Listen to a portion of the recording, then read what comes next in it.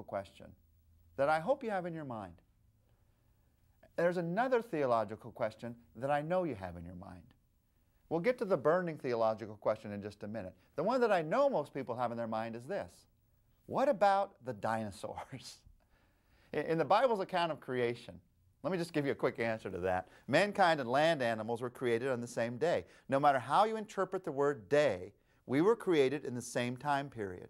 There was a time of perfection on this earth after the creation of animals and of man, and before the sin of Adam and Eve. And that means that man and dinosaur would have walked the earth together in the biblical account of how God created.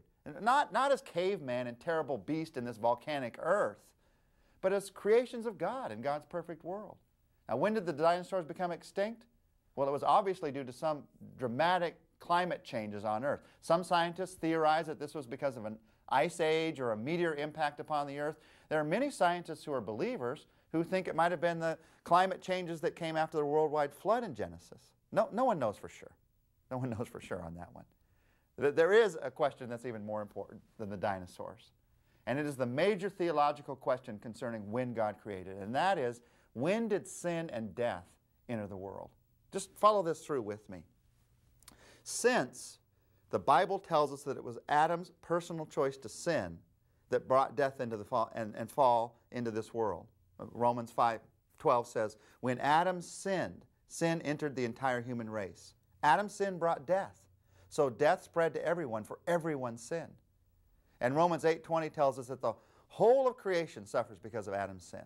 Our sin infects all of creation.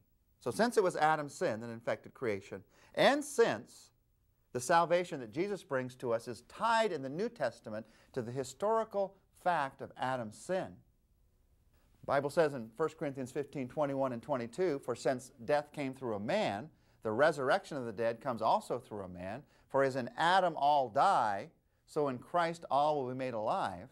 Just follow this through with me. Since it was Adam's sin that infected our sin, that infected all of creation, since Christ's salvation is tied to the historical fact of Adam's sin, therefore, any idea of creation that theorizes the death of human beings and the fall of God's creation before the sin of Adam and Eve